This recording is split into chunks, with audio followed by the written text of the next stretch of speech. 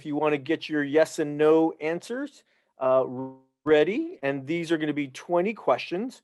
Everyone's going to say with a yes or no. If you don't have a paper with you, then the panelists will give a thumbs up or a thumbs down to indicate a yes as a thumbs up and a no for a thumbs down. So here we go. First question. What was one of your favorite classes in high school, math, chemistry, or biology? Okay, we have some yeses and some nos, surprisingly. Do you like the creative arts, music, dance, and art? It looks like an overwhelming yes. Do you consider yourself a people person? Oh, no, we've got a mix. Okay, that's interesting. Did you always want to go to college? Okay. Yes, and if you ask the panelists, not everybody, it's an interesting answer, that's for sure. Did you always know you wanted a career in healthcare? Wow, so lots of yeses and nos. Wow, big, big, big diversity there. Do you have a family member who works in healthcare? Wow, okay. Are you the first generation in your family to go to college?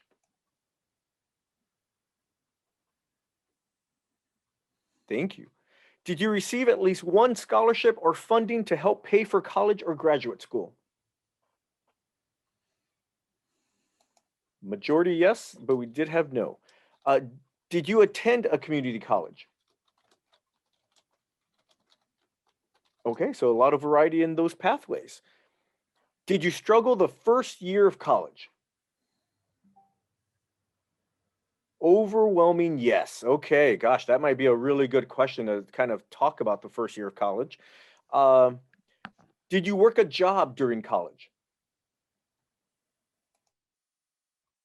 Three jobs for Tanya. Some yeses, some nos. Okay. Um, did you ever say no to a party or social outing so you could study? Oh, good. Everybody said yes. Nice. Here's the opposite question. Did you ever say yes to a party or social outing when you should have been studying instead? Okay, these are the party goers. Okay, I get the trend here. I'm seeing it. Did you ever visit your college professor during office time for extra instruction during college? Majority yeses, one no from Kiara. Did you ever use tutoring or other resources to help you succeed in college? Okay, wow. Surprising there. We have a no. Did you ever use tutoring? I'm sorry, I just said that. Have you had a mentor to help you during your academic career? Wow, diversity there. Do you sometimes feel disappointed or sad for your academics? Wow, that was an overwhelming yes. Okay. Have you ever made a big mistake? All right. And life is all about making mistakes and persevering through it. I would have to agree. Did you ever get the sense that someone did not believe in you? Okay. So different support. And for those that said yes, that they did have the sense that someone did not believe in them, did you prove them wrong? Kudos, kudos, kudos to all you yeses. Awesome. Lots of different answers, lots of different variety. We have got a fantastic panelist here today that have different journeys on how they got to where they're going. We're going to be starting with some general questions. These are questions that I'll ask to the panelists, and then make sure that you are typing in your questions into the chat box because we do have moderators looking at those. They're going to be compiling a few questions that we will be asking towards the end of our panel discussion. For our first question, can you tell us a little bit about your educational path? Why did you choose your health professional degree? Let's start with Micah. Hi, friends. It's Mika. But Okay. no worries. So growing up, I had a lot of family members in the healthcare field, and so I feel like it was kind of also my path to go that way. But when I was in college, I just majored in pure biology, not really knowing um, what I wanted to be. Like I just knew that I had to be in the medical field, but I didn't know what.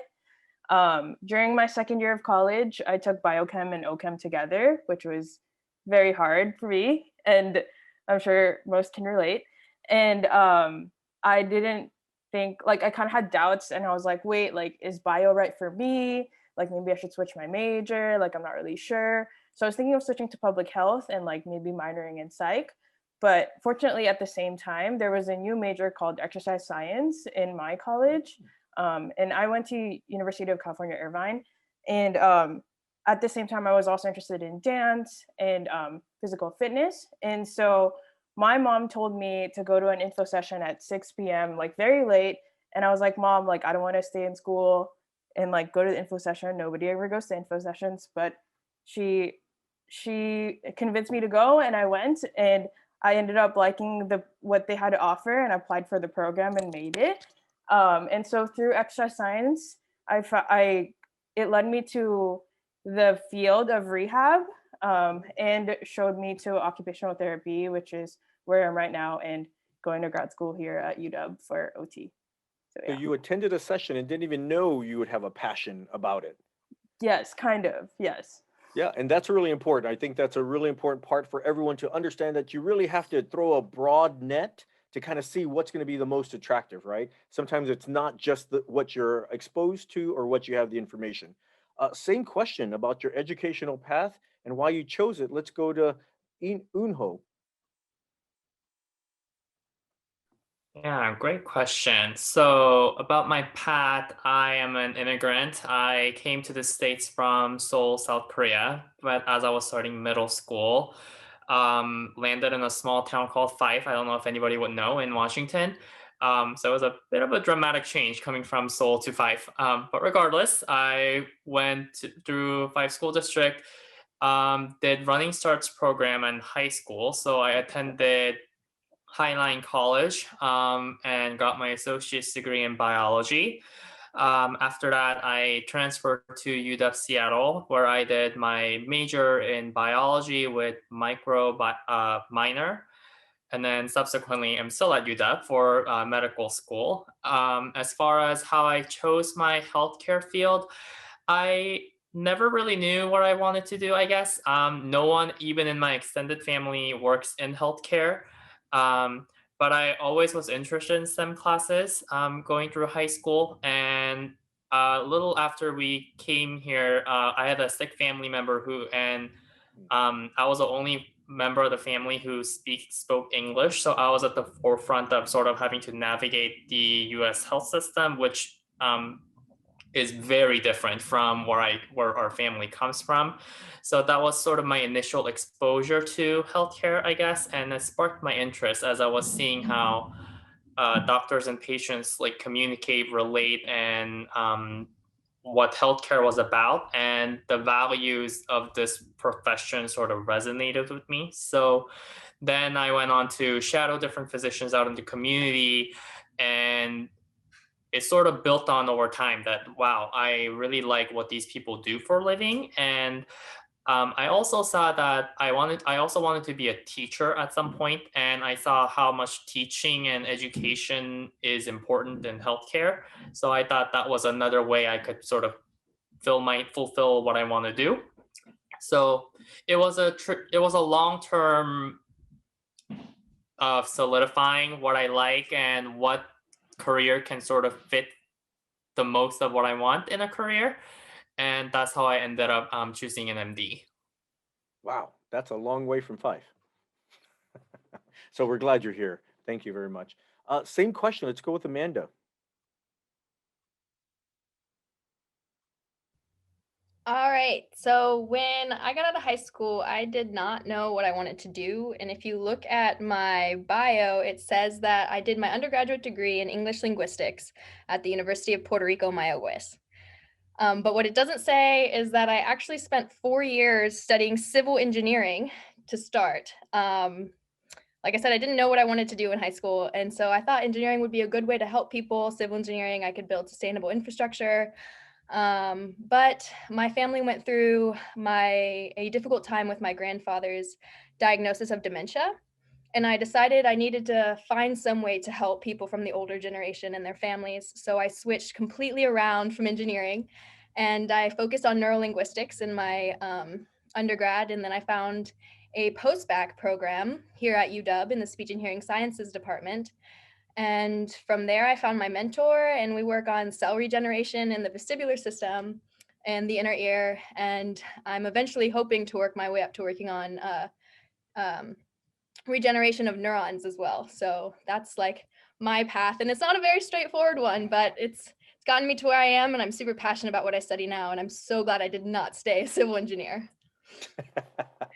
Yeah, you definitely have to follow your passion. And thank you, Amanda, for that fantastic example. One of the questions that we asked in the group round, in the fast questions, was about struggling your first year in college. And I just wanted to bring that back a little bit. And I wondered if we could kind of get Justice to kind of talk about that a little bit, about struggling your first year of college. Well, I remember first year of college, that was the first time I had like freedom away from parents. So you have this newfound freedom. You can do whatever you want, and nobody is like telling you what to do and stuff like that. You don't have a curfew or whatnot. So there was a lot of freedom, and you're still expected to study. So um, I guess I had a lot of fun and forgot to keep tabs on my education. So that's why my first year of school was difficult, because of, it's like nobody's telling you what to do anymore. Everybody expects you to be a grown adult and to do what grown people do and be responsible. So it was a steep learning curve. All right. And Justice, that was at a university? Yes, it was. Okay. All right. Terrific. That's from a university perspective. I do want to go to Tanya and get a community college perspective on your first year and the struggles that you want to share. So when I was in high school, I didn't get the opportunity to start Running Start when I was a junior, but I did do it when I was a senior. So that gave me, I guess, the exposure I needed to get adjusted to college before I kind of committed all the way. That didn't end up as well. I didn't have anyone I could turn to, like even the counselors weren't really sure how to kind of like help me, specifically since I was focusing on a STEM degree. And at the time, I think they were just trying to get me to just get my associates or finish up what I needed to do as a high school student versus like what I was trying to do and what I wanted to do. And then I had to take a break after high school. Just some family stuff had come up, and so I needed to take care of family, and I started working. And that's where I got 3 jobs. And I eventually got to the point where I was like, if I continue this cycle, I am not going to be able to get out of it, and I won't be able to further my education and accomplish what I needed to accomplish. So I started going back to school. I had to pay for everything out of pocket on my own. And with that, I also have ADD, and that diagnosis came a little later in my life. So that was really hard to navigate as well. Trying to figure out how to focus, and like, basically I had to relearn how to learn. And like how to fail actually as well. Faced a lot of failures. I had to repeat quite a few classes. That wasn't financially fun either. But through that process, I was able to meet some really great mentors. I was able to get involved in a really great STEM group called MESA. And they were able to help really, really kind of just focus me in to where I needed to go, what classes I needed to take. And that's when I kind of started seeing like more of a routine kind of happen for me. My first year was all about trying to figure out routine. It was very hard. Yeah, good point about routines. That definitely is a really good part. And I think we heard a lot about calendars, making sure that you have dates and routines. I think that's really important. So thank you. Next question, and this will go to Anna. What has been your biggest challenge while pursuing your degree, and how have you worked through it? Yeah. Well, it's kind of multifactorial. I think there's not ever just one challenge. I chose a health professional degree that's relatively unknown.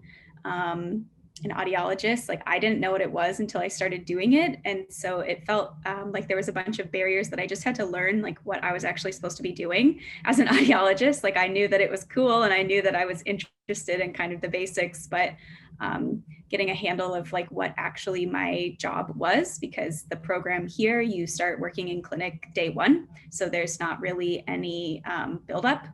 And then I also moved, I'm from Minnesota, and then I went to school in Ohio, and then I moved out here. I did not know anyone. I had no friends or family here. So I just kind of was here by myself, starting grad school. So that was really challenging for me. I'm a very social person, so I didn't have anyone to hang out with. I literally just like went outside and started saying hello to people, hoping that somebody would take pity on me and be my friend. It worked. And also just like trying to find work-life balance has been really challenging for me.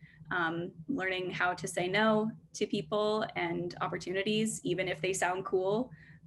Knowing my limits of what I'm able to do and where my boundaries are, and just getting more comfortable with that. Like it's never easy, but it was really important for me to learn that, and it's still a challenge for me.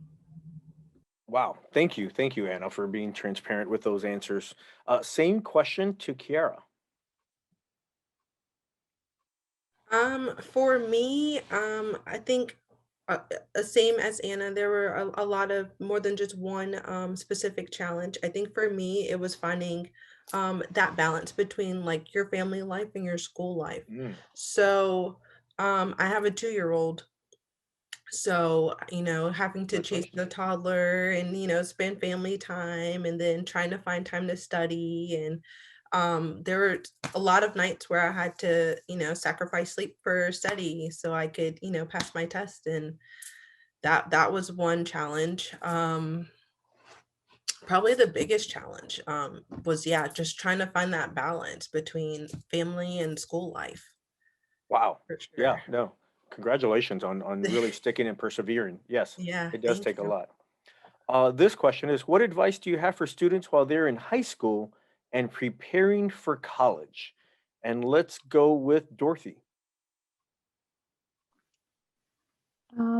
I think I would say for high schoolers who are preparing for college, I would really encourage them um, to put themselves out there. Don't be shy. Be very open about your goals. Be very open about your insecurities and your questions. I'd really encourage them to talk to their counselors, talk to your teachers about your goal, talk to people who have cool jobs that you envy about your goal. You're interested in, and just being really vocal about your passions, about the things that you see for yourself. Even if you don't have a super clear path about it, I think sharing and being open about that is really important. I had a high school counselor who, when I was in high school, was a great friend. And he encouraged me to apply for a scholarship that absolutely changed my life. It was a program called Quest Bridge for high school students from underrepresented groups, to get connected with full scholarships to some of the best colleges in America. And it just about my passion for school and my passion about science and research. He was able to make this connection that I didn't know about, which ultimately led to me getting over $200,000 of scholarship money. Wow. And I think you'd be really surprised the number of people who really want to help make space for you in different Mm, professional and academic realms, and who want to connect you to different professional and academic opportunities. And I think that the starting point for being connected to those opportunities, being willing to put yourself out there, so they see you. yeah, really good points. Thank you, Dorothy. That was really, really nice, good information. Here's a question for Mika. Looking back on your journey, what advice would you give your future self? It's a good question. I feel like let's see. I think I would. So I'm originally from Southern California, and I moved here for grad school. I think that one of the things that I struggled a lot coming here is I kind of like what Anna said. Or kind of like what Anna said. I didn't have a lot of like a support system as well, and like not knowing anyone has been really hard, especially mentally. And then on top of that, of course, like the demands of grad school. And so it's just like not a good mix. But I think like if I were to like look back and like tell my future self, because I wanted to kind of like what everybody is saying as well, to kind of live independently and not, or I guess I wanted to not live with my parents for a while and see what life is like independent, or like how to live independently. And so I wanted to see what was outside of California, and so I went here to Seattle.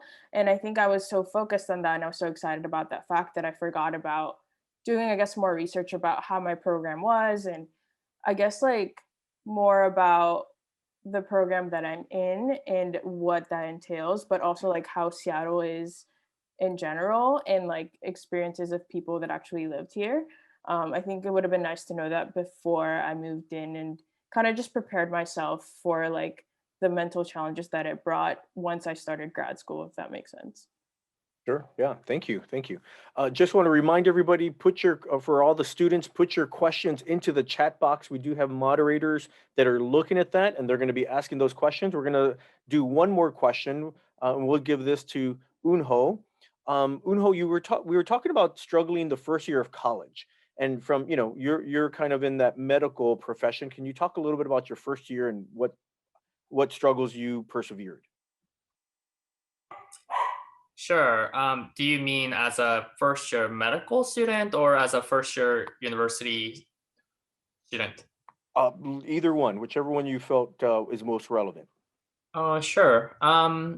I'll talk about medical school because I feel like a lot of the undergraduate and community college were discussed previously. So for medical school, a common phrase that you hear as a medical student is that you need to drink out of a fire hydrant. And I think it holds true. It's kind of like, I remember very specifically the very first lecture I sat for medical school, and you're surrounded by, your brilliant colleagues who are all just brilliant human beings. The professor walked up to the podium and said that, okay, we're going to do your semester's worth of biochemistry in undergrad in 2 weeks and probably a week and a half. And I didn't believe him. But it happened, and it happened, and it happened again. And before I know it, I was done with 2 years of medical school. Wow. It was very overwhelming and very challenging. And all at the same time, I have a lot of personal and family obligations going on. So again, like with everyone, it's really hard to find that balance of how do I not let go of certain things, and how do I balance both the things that are very equally important to me. And I think no matter what stage of training you're at, or no matter what next steps you have ahead of you, a good life skill to have is to learn how to prioritize things, how to become efficient at certain things, and how to say no to certain things. I think for many of us here, it's really important. It's sort of our natural tendency to say yes to everything that's asked of us and to just want to do the best at all times. It's okay to not be that A game person, and it's okay to not be that best student or the best friend or the best son, daughter, whoever.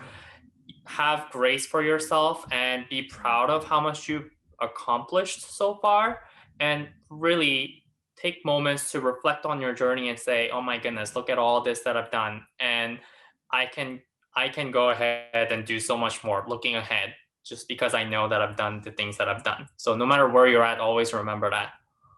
Thank you. Thank you. Yeah. When you mentioned not saying yes to everything, I want to say that all the student panelists went like this. They all kind of said that. So that was just interesting when you said that. It seemed like it resonated with everyone. We're going to open it up for questions. We've got all your questions in the chat box.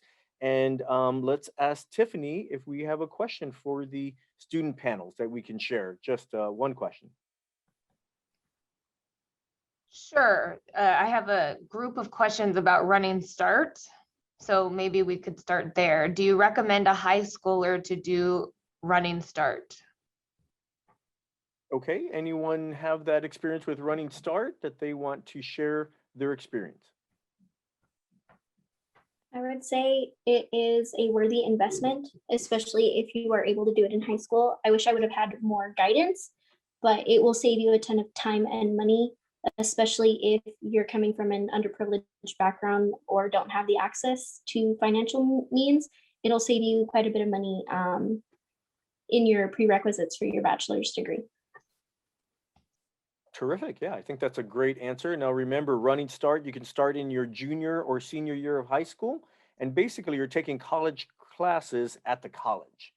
And it's a dual credit because you're getting credit for your high school. And as Tanya said, that will save you a lot of money. I mean, if you think about getting an associate's degree in 2 years, sort of for free, I mean, in a sense, that's a fantastic savings that would help in the future. So, I great. would like to add that like worth of tuition for me at my community college is $6,000.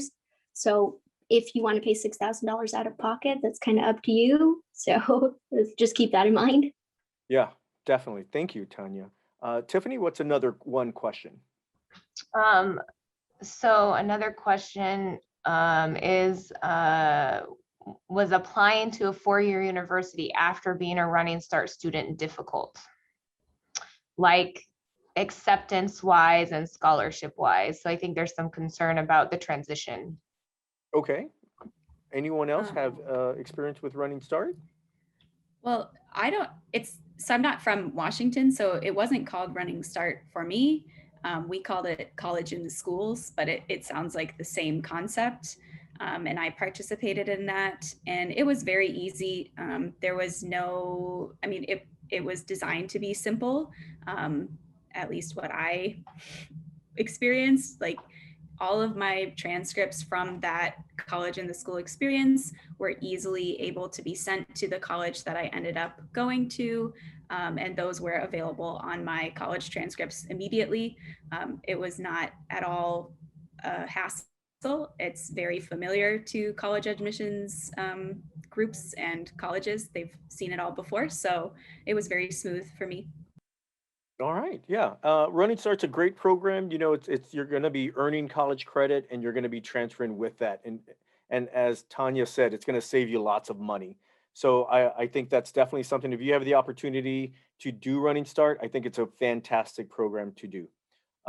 Great, Tiffany. Another question on a different topic. So there's another topic about medical school in Washington State. They said that UW is the best medical school they think in Washington. And there's a question about them going into the military. Should they pursue medical school first or go into the military first? Does anyone have any experience in that area? I would say like what would be their goal? Like if they wanted to commission and be an officer in the military and actually do like whatever degree. So like if they want to be a doctor in the military, definitely get your degree first, and then join the military commission, be that officer, be that, colonel and, doctor, and you can actually do your job.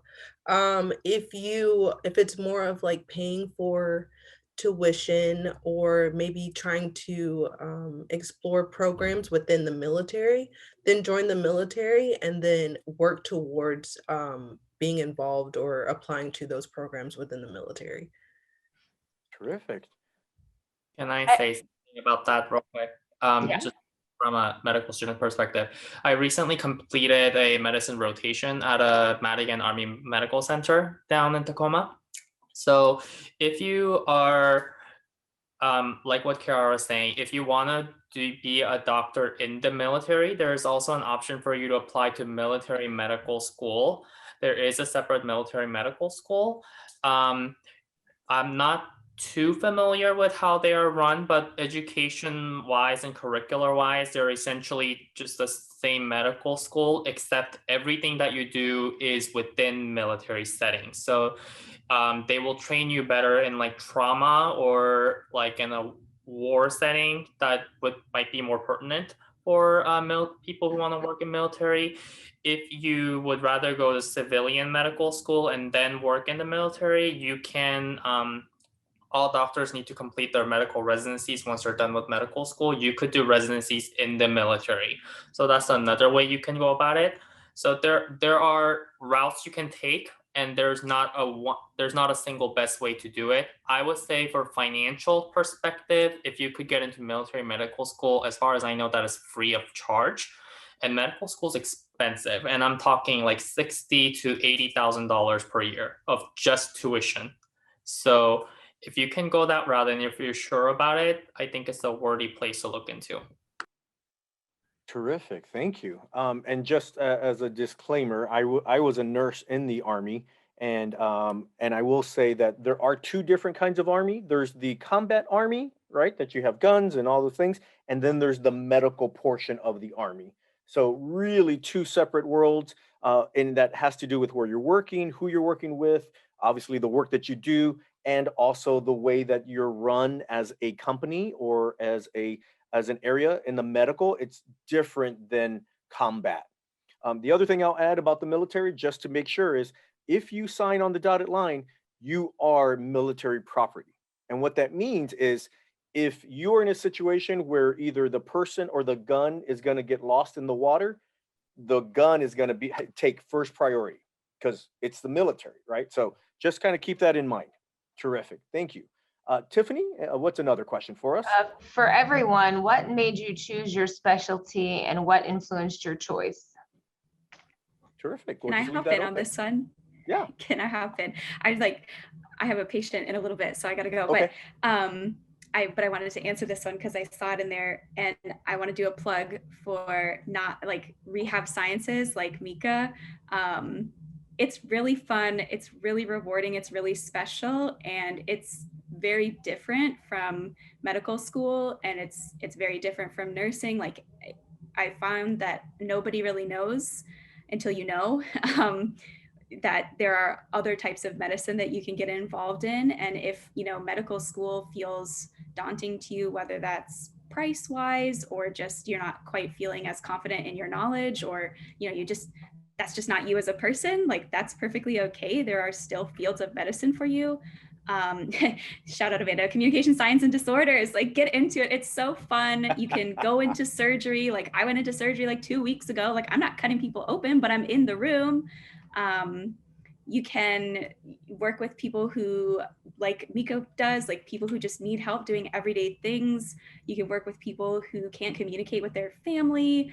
It's really, really rewarding. You don't have to go to medical school if you don't want to. I am getting a doctorate degree. It's not a PhD. It's not an MD. It's its own thing. And that's all I need to like do what I'm doing. So there are lots of ways to get involved. Like I found it through trial and error, and that's cool. Like, I don't know. I just feel like it's so important to know that you can do anything in medicine. Like there's so many different things. You'll never find them all, but take a peek and you might be surprised. Thank you, Anna. Thank you for joining us today. We really appreciate your time and good luck with your patient. So open up that Thanks, question guys. to others. Oh, we got Amanda and Mika. Y'all are all leaving. All right. Thank you very much. We really appreciate your time with us today. Still opening up that question to other answers.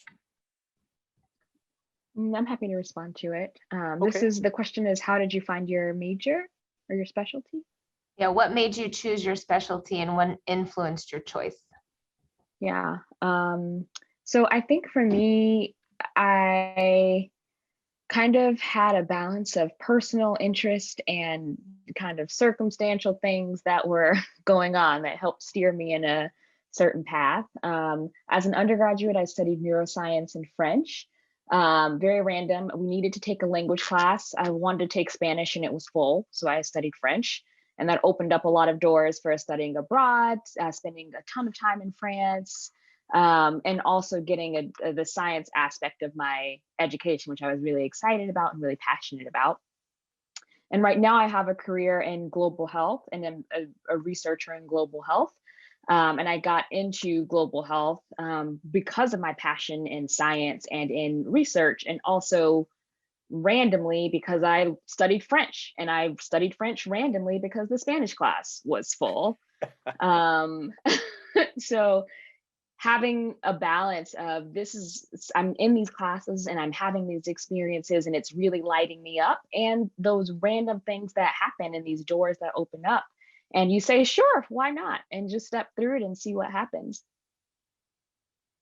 Thank you, Dorothy, and that's a really good response. I mean, it's kind of like things are going to happen to you, and you've got to make the best of what you have as options. So, thank you. Opening that question up to others.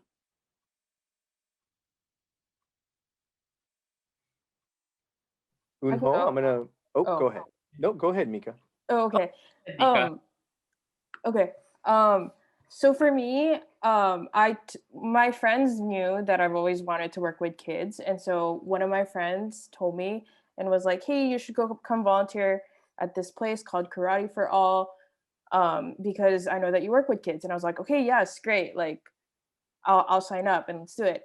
And so I came in, I volunteered, I got the volunteer opportunity, and it was just helping kids learn karate. And what I didn't know is it was with kids with disabilities, but working with them and knowing how much function they have and just working with them has been really rewarding to me. And I saw myself as, or I saw, I guess that opportunity gave me other opportunities to see myself and to be open in the field of rehab in terms of pediatric occupational therapy.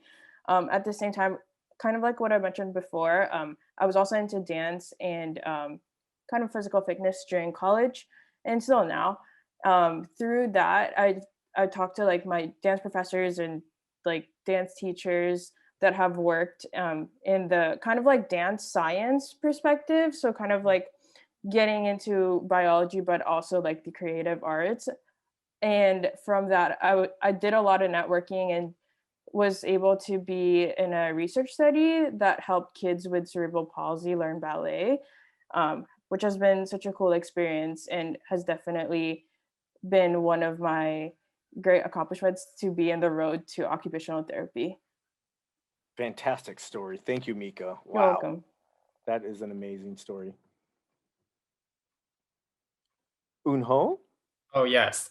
I'll say a very quick plug as a medical student, just because I have a feeling, and it certainly was true when I was in high school and in community college, but I feel like an MD or just a medical doctor is like almost like a default path when people think of healthcare career. But as you can see from so many of our wonderful panelists here, there are just hundreds of paths that you can be involved in healthcare, like speech and learning sciences, communication, occupational PT, OT, social sciences, mental health, licensed. If you look at what my healthcare team compromises in our healthcare hospital rounds every morning, there's literally 12 different people, and we all do completely different things, and we all equally contribute to patient care. So really take the time to just find out what's out there. You never know what's really for you until you've seen or heard of done it. So, if just because I am in the typical or the stereotyped route myself, but I just want to throw a plug out there that there are so many different ways to fulfill what you want to do. You could do nurse practitioner, you could do physician's assistants, and you could all be doing what you want to do. So I just want to throw that out there. Thank you. Thank you. Yeah, great comments. Anyone else talking about how you got involved in your specialty and what drove you to that area?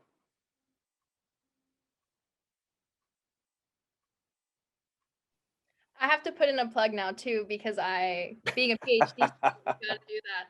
Because we need more people to answer questions about healthcare and about humans in the world. And I get paid to go to school.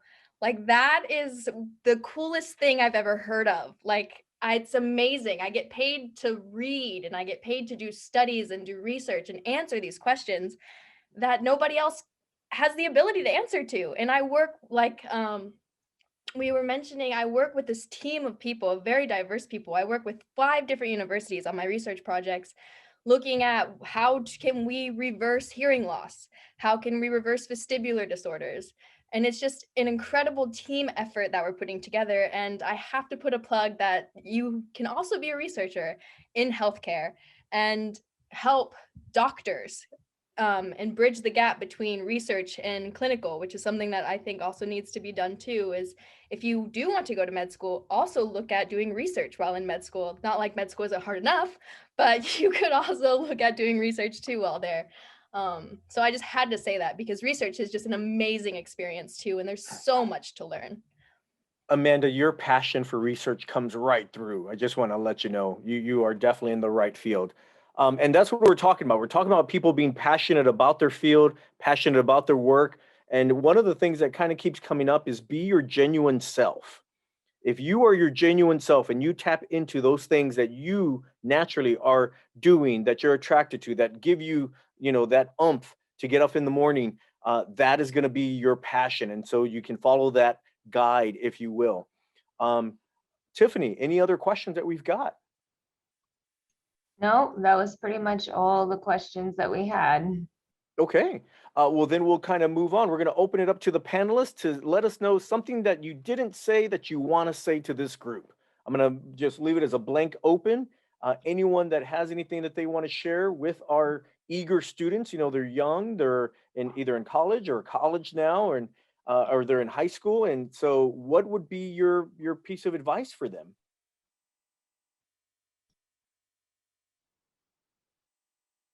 Okay, I'm just going to pick on Justice. Oh, Oh, sorry, Dorothy. We'll go with you right after Justice. One thing I want to say, I remember when I was in high school, one of the instructors told me, we had like a chancellor from a university come and give us a prep talk and whatnot.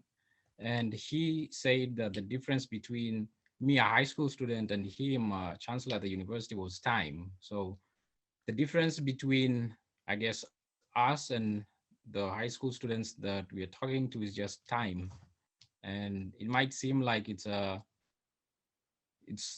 like a big step, or we've achieved a lot, or we are achieving a lot, but eventually with time, with the hard work, everybody is going to get there.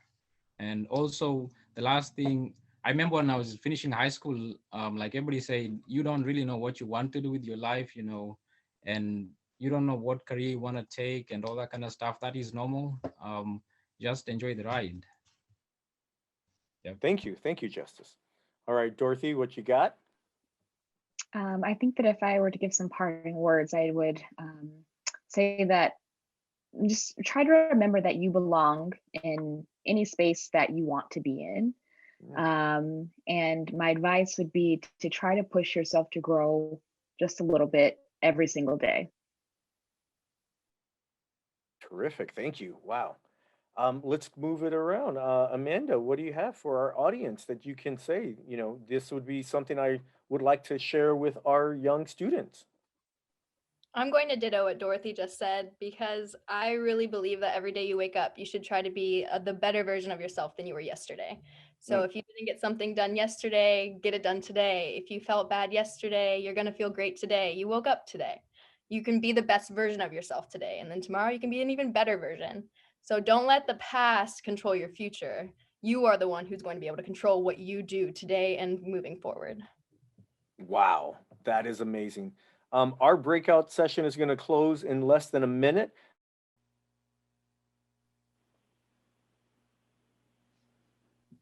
Excuse me, is it okay if I leave early? I have to go early. Please just make sure you grab the link for that attendance log and get that completed on your way out. Yeah, thanks. Looks like everybody's on mute. James, you're on mute there. Yeah, thank you. Thank you. Yes, I didn't realize I was on mute, but we want to welcome everyone back to the main room. We had a fantastic discussion with all of our panelists.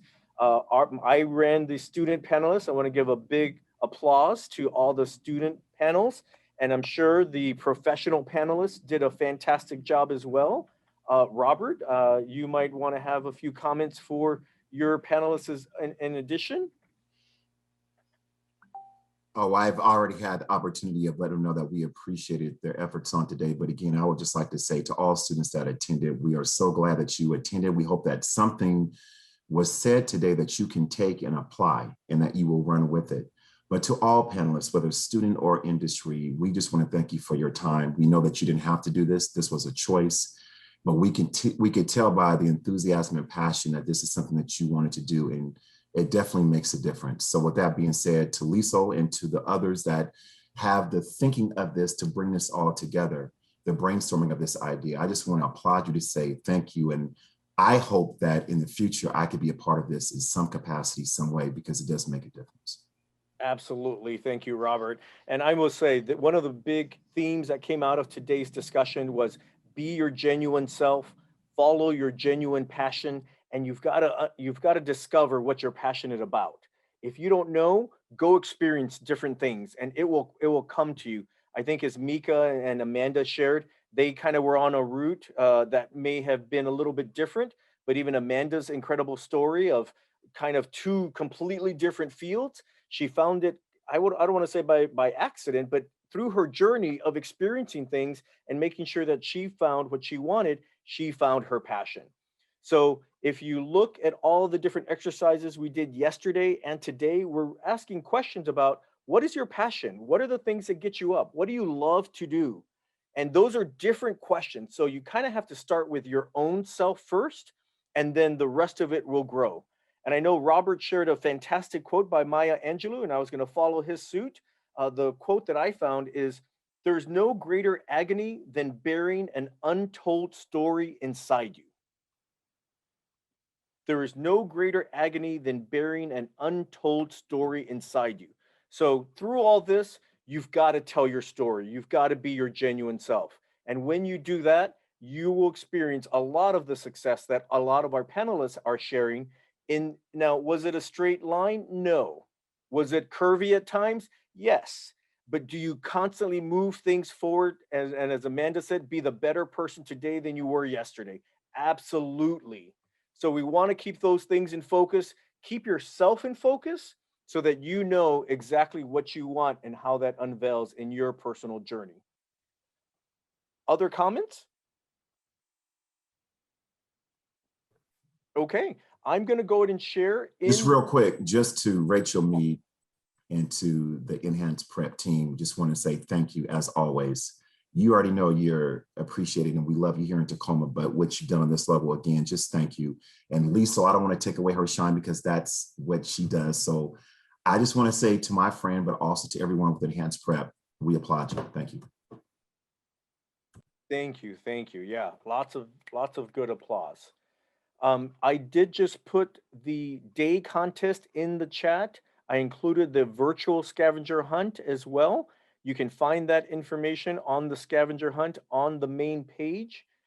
Please do fill out those contests. They are fun, they're easy, and you do have a chance to win up to $50 for any of those entries that we do on a day. Remember, if you're coming every day, on Friday, we have 3 really big prizes. We've got a 500, another 500, and a 250. That's cash. That's like real money for coming all day and engaging in conversations that you're already passionate about. That's what it's all about. And don't forget, on Friday, we do have the college fair in which we are giving away an additional 3 $50 gift cards for those people who attend the event will be entered into a raffle. So stay engaged. Thank you to all of our panelists. We really commend you and appreciate your time, all the fantastic stories. If you have anything that you'd like to shout out to our panelists, please put it in the chat. We do have another day starting tomorrow at 3 o'clock. Come eager, stay hungry, and just know that lots of great information is going to be delivered right to you on this virtual channel. So we really appreciate everyone. Any additional announcements from our leaders?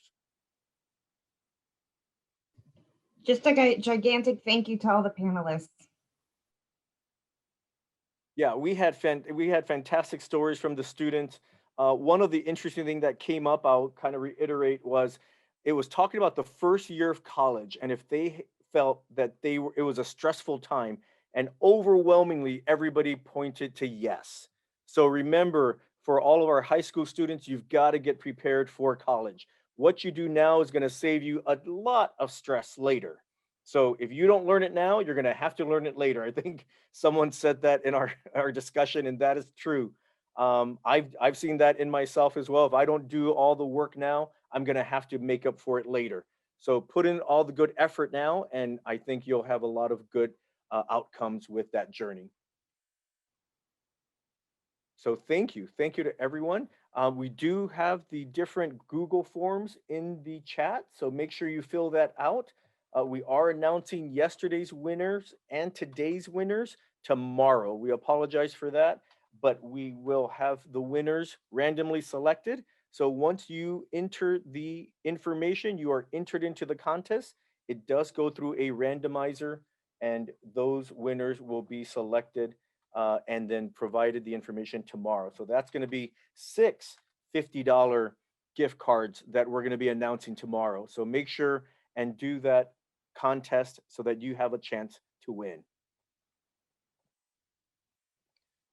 So thank you. Mika, do you have any parting words or any of our other student panels? I think Amanda. I think everyone already said what I was gonna say, but also just remember to like advocate for yourself and know that you are here and you have a place. So yeah, just advocate for yourself. Yeah, advocating for yourself is a really important part, not only with your education, but your finances. And, you know, one of the questions I came up with is, did everyone go and see a professor while they were taking the class? That is super important. Every time you take a college class, go meet with your professor during that office time, because that connection is going to go a very, very long way into your academic success. So thank you. Thank you, Miko. Some other tidbits from our audience and also our panelists. Anything else that we want to share? The last thing I'd like to say, oh, sorry. Go ahead, Amanda. Thank you. I'm a student, I'm sorry, but thank you for being there for us, whoever's a nurse, doctor, whatever. I know you guys risk your guys' lives, and thank you. And thank you so much. Pass it on to the next person. Thank you, Giovanni. That was a fantastic comment. Thank you. That is greatly received. And I think our audience definitely appreciates that as well. The last thing that I would like to say is also to believe in yourself. That's another very important thing that I think no matter what, where you are in your career, whether you are a high school student, whether you are already in industry or already a doctor or a PhD student or studying or just working, just believing in yourself and believing that you're going to make it to where you want to go and you're going to be happy. That is something that I think everyone needs to understand, that you need to believe in yourself to get to where you want to go. Absolutely. If you don't believe in yourself, then it's going to be hard for you to keep moving things forward. And Amanda, thank you for that terrific elaboration of that. One of the other things to understand is in life, you've got to kind of have a plan. You might not know exactly where you're going, and that's okay. Or you might know exactly where you're going, but you've got to have a plan in place. And as soon as you have your plan in place, share it widely and broadly with everybody you know. Share it with your friends, your family, the people you meet, because the more that you share your idea of where you're going, other people will start helping you get there. And you know, we all know that sometimes there are people that you have to not associate as much anymore because they're not the one supporting your plan or your goals, and that's okay too. Remember that it comes from the inside out, so you've got to focus on yourself, and then once you focus on yourself, then the world is just going to be there to support your decisions and your actions. And Unho gave some great testimonies about medical school. And Unho, can you elaborate a little bit more about medical school? Because you're in medical school. You were talking about your first year when you're there in a class and you're around your peers. You have lots of brilliant minds around you. How do you keep going through medical school in your second year and even in the classes, perhaps? What drives you to keep taking it?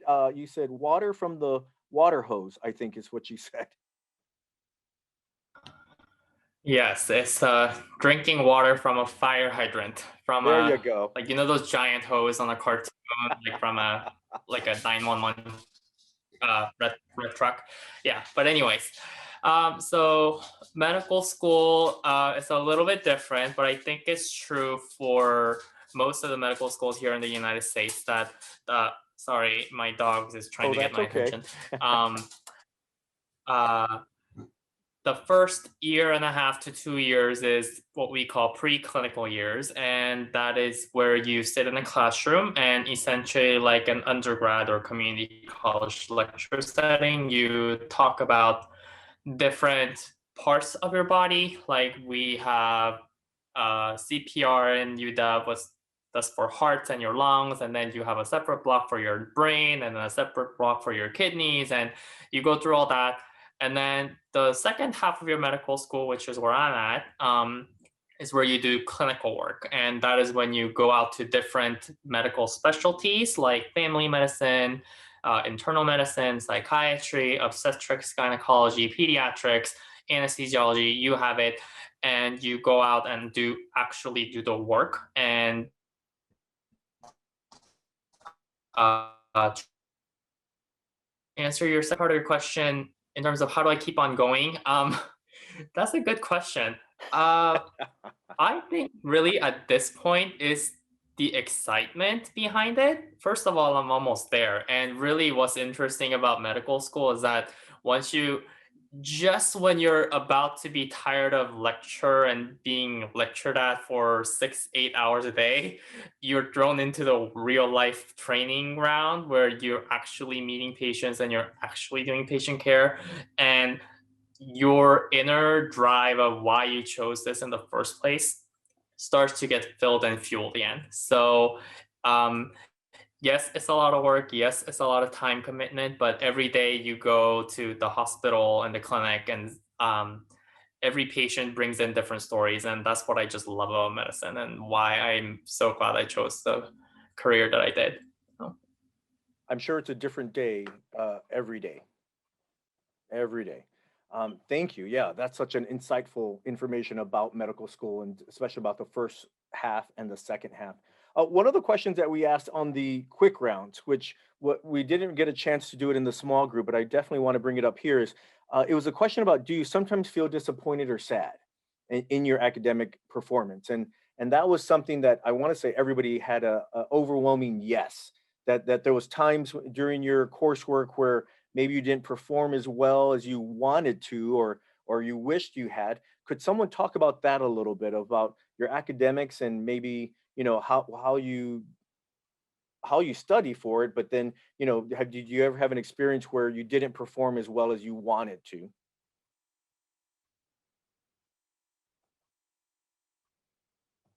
So I'm going to pick on Kiara because she knows I'm looking at her. How did I know? How did I Yeah, know? yeah, I you could saw my feel eyes. it. Let's see. For me, I'm sorry, could you repeat that question again? Sure. Did you ever feel disappointed or sad on your academic performance? Yes. So for me, in high school, I was very like obsessive with my grades. Like I had to have really good grades. I was a really good student. I didn't really have to work very hard to get good grades. So then whenever I got into this nursing program, it's a whole different world. It's a whole different style of learning, a whole different style of like understanding the questions that you're asked. And so for me, I had to like kind of figure out like what kind of student I was and like how to study, and I had to like relearn all that stuff because I kind of never really knew that. So there were times definitely when I did not perform as well as I would like to. And so yeah, I definitely was a little disappointed because that was another one of my challenges as being, a student, was trying to learn how to retain all that information. Okay, thank you. Great. We are coming now to a close. We want to thank everybody for joining us. Big round of applause for our panelists. We really appreciate all the information and fantastic insight and sharing your personal journeys. We are thankful and thank you to all the students for coming and joining us today. Don't forget, tomorrow, 3 o'clock, we've got another fantastic day planned out for you. So be ready, be eager, and come ready to receive lots of terrific information about the healthcare industry. Thank you, thank you, thank you to everyone, and have a wonderful day and enjoy your evening.